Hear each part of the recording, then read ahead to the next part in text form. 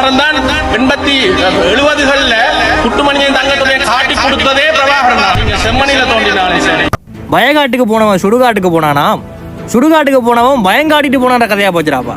வாங்க அருண் சித்தார்த் அவர்களே, இந்த செம்மணி துண் சம்பவத்துக்கு காரணமாக இருந்த அம்மணியோட டக்ளஸ் எவ்வளவு ஒட்டென்று சொல்லி உலகத்துக்கு தெரியும்.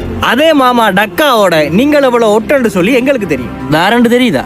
உங்களோட குடும்பமா, உங்களோட மனைவி பிள்ளைகளா, பிள்ளைகள் என்ன செய்யறாங்க, படிக்கிறாங்களா, புத்தக வாக்க தூக்கி கொண்டு போறவங்க பள்ளிக்கூடத்துக்கு? அப்படி அதே போலத்தானையா செம்மணியிலே தோண்டி எடுக்கப்பட்ட அந்த சின்ன ஜிரிசுகளும் எத்தனை கனவுகளோடு எத்தனை ஆசைகளோடு பள்ளிக்கூடத்துக்கு போயிருக்கோமையா புத்தக வாக்க தூக்கி கொண்டு. என்றாவது நீங்கள் சிந்தித்ததுண்டு அருண் சித்தார்த் அவர்களே? சிங்கள பேரினவாத ஒடுக்குமுறை உட்படுத்தப்பட்டிருக்கின்றோம். தேர்தல் வரும்பொழுதெல்லாம் சிங்கள பேரினவாதம் என்ற வார்த்தையை உங்களோட வாயில பயன்படுத்தி கொண்டிருக்கிறீங்க. சரி, அப்ப இது என்ன?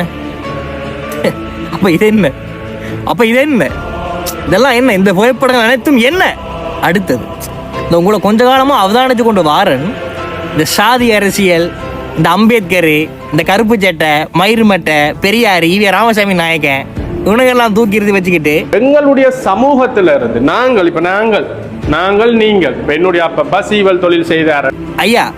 நான் இந்த குழந்தை புள்ள விளையாட்டெல்லாம் இந்த வெற்றிமாறன், இந்த பாரஞ்சித்து, இந்த மாரி செல்வராஜ், திமுக கொத்தடிமையாகிய வீரமனுடைய அல்லக்கைகளாகிய சத்யராஜ், ஜெகத் கஸ்பர், சுபவீரபாண்டிய, திருமுருகங்காந்தி, சுந்தரவள்ளி, குளத்துருமணி கடைசியாக சேர்ந்ததுதான் நீங்கள் அருண் சித்தார்த் அவர்கள். அவையிலேயே பார்த்தாக்கலையா நாங்க இப்ப வந்து நின்று கொண்டு இந்த அம்பேத்கர் அரசியல், சாதி அடக்கு ஒடுக்குமுறைக்கு எதிரான அரசியல் விளங்கல. நீங்கள் அடக்கு ஒடுக்குமுறைக்கு எதிராக நீங்கள் அரசியலை செய்யுங்கோ, நான் இல்லை என்று சொல்லல. ஆனால் குற்றம் செய்தவனை நீங்கள் தண்டிக்காதீர்கள். எப்படி? குற்றம் செய்தவனை நீங்கள் தண்டிக்காதீர்கள். குற்றம் செய்வதற்கான காரணத்தை தோண்டி எடுத்து அந்த காரணத்துக்கான தீர்வை முன்வைங்க என்று சொல்வதை போல சாதிய அடக்கு ஒடுக்குமுறைக்கு எதிராக நீங்கள் பேசுங்க, நான் இல்லை என்று சொல்லல. ஆனால் சாதியை உருவாக்கியது யார்? சாதியவாதம் என்பது தமிழ் இனத்தில் ஏற்பட்ட ஒரு விபத்து. சாதி வரி என்பது தமிழ் இனத்தில் ஏற்பட்ட ஒரு பேர் விபத்து, அவ்வளவுதான். சாதியை உருவாக்கியவர்கள் யார்? பந்தேரி ஆரிய பிராமணர்கள். சாதி வரி என்கிற தமிழ் இனத்துக்குள் ஊட்டியவர்கள் யார்? தெலுங்கு பிராமணர்கள், விஜயநகர பேரரசு. நீங்க பிரச்சனை அங்கல்ல கொடுக்கணும்.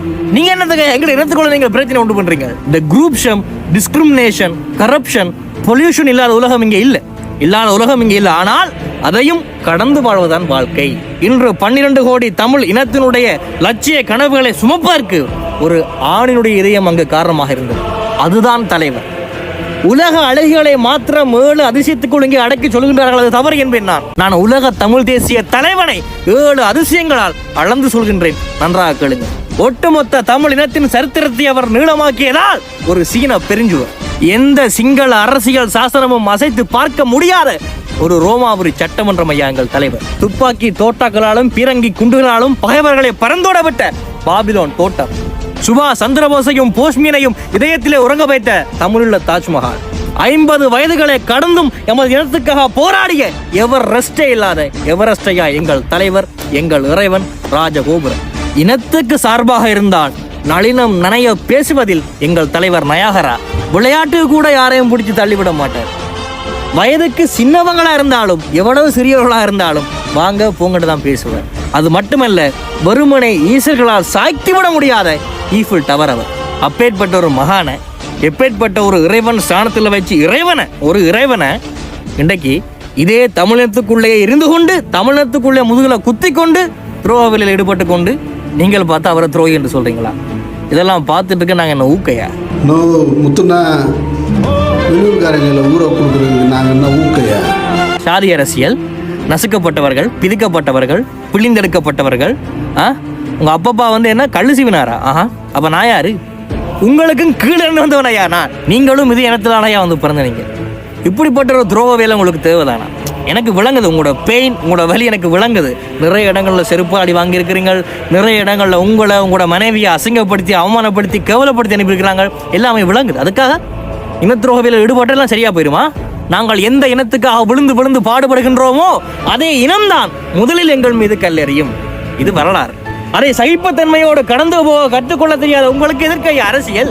ஆகவே திருந்துங்கள் அல்லது திருத்தப்படுவீர்கள். உங்களுக்கு தெரியுமா, ஒரு பறவை கூட ஒரு மரக்கிளை மீது போயிருந்து அமரும் பொழுது கிளை முறிந்து விடுமோ என்று அஞ்சுவதில்லை. காரணம் பறவை நம்பியிருப்பது தன்னுடைய சிறகுகளை மாத்திரமே ஒழிய அந்த மரக்கலையே அல்ல. மரக்கலை முறிந்தால் பறவை பறந்துவிடும். நாங்கள் விழுந்து கிடந்தோம் என்று சொன்னால் சிலந்து கூட நம்மை சிறப்பெடுக்கும். நாங்கள் எழுந்து நடந்தோம் என்று சொன்னால் எரிமலை கூட எங்களுக்கு வழி கொடுக்கும். முடியாது என்று நாங்கள் நினைத்து விட்டால் மூச்சு காற்று நின்றுவிடும். முடியும் என்று நாங்கள் எண்ணிவிட்டால் மூளைக்குள் மின்சாரம் பாய்ந்துவிடும். ஆகவே முடியும் என்று நாம் நினைத்தால் சமயத்தில் முதுகு தாங்கும் இமய மலை கூட என்று சொல்வார்கள். தன்னம்பிக்கை எனும் நெருப்பு பொறியை மனித மனம் தாங்கி நின்றால் எண்ணியது அனைத்தும் எண்ணியவாறு நடக்கும். இடையூறுகள் அனைத்தும் இருந்து சாம்பலாகும் என்று சொல்வார்கள். ஆகவே அருண் சித்தார்த் அவர்களே, இன்னும் உங்களுக்கு காலம் இருக்கு. இன்னும் இப்ப கூட ஒன்றும் கெட்டு போகல. நீங்கள் திருந்தலாம். நீங்கள் தன்னம்பிக்கையோடு தமிழனாக மீண்டும் எழுந்து வாருங்கள். இதே இனம் உங்களை மன்னித்து மீண்டும் ஏற்றுக்கொள்ள தயாராக இருக்கும். திருந்துங்கள் அல்லது திருத்தப்படுவீர்கள். இது ஓயாதவர்கள் சார்பாக குக்கிக்குமார். நன்றி, வணக்கம்.